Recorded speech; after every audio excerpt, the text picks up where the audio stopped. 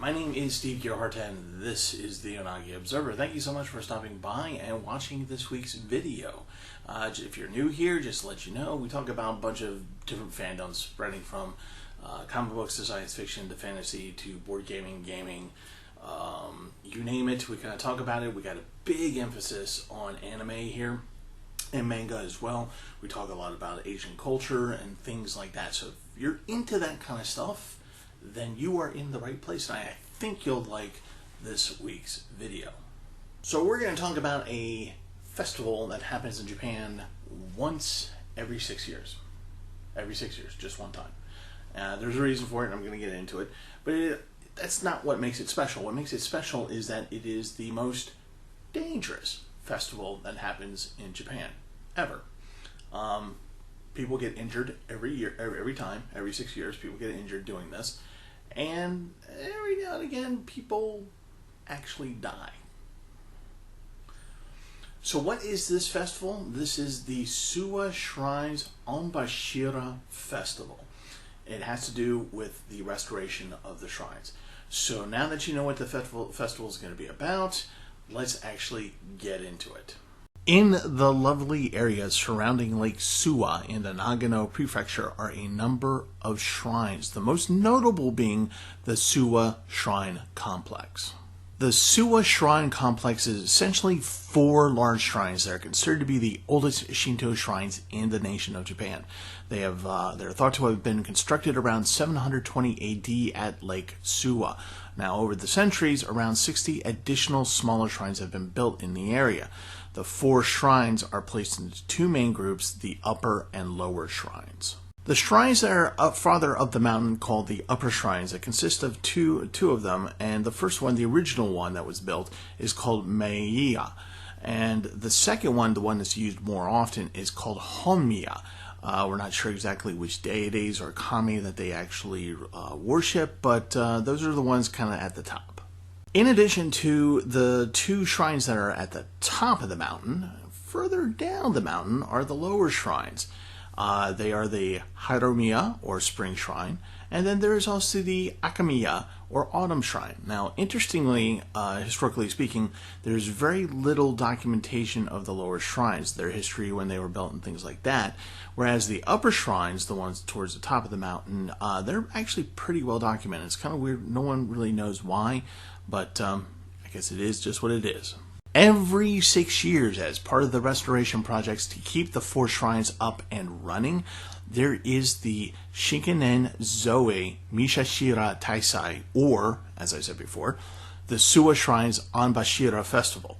Now, this festival kicks off the needed ritual restoration of the shrines, and that festival lasts around 2 months. So every 6 years, the temples and the shrines undergo restoration projects. Now, there's many of them to help upkeep the shrines so they keep functioning. And while there are those many restorations that have to be made to keep them up to date, the festival actually presides around only one key restoration element, and that is over the Onbashira. And the Onbashira are basically 4 56 to 62 foot tall trees. Each one weighs around 10 tons or so. 4 poles surround a Suwa shrine. So if there's one shrine, there's 4 poles to each shrine.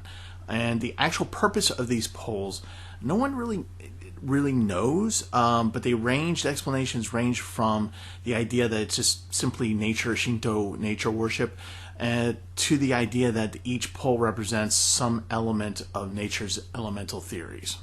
The trees that are chosen to be used as Onbashira, they come from Momor fir trees, and they are selected by the Shinto priests around 2 years before being actually cut down. The trees for the upper shrines come from the southern Yatsugatake Mountains, while the lower shrines get their trees from the Higashimara Forest. Each shrine gets 4 trees, so there's 16 trees in total that are selected altogether.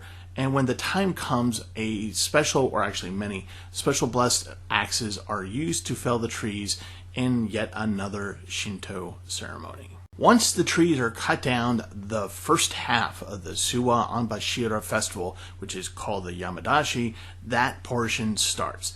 Now, this is the part of the festival where the trees are manually taken over the mountains and roads to the actual shrines.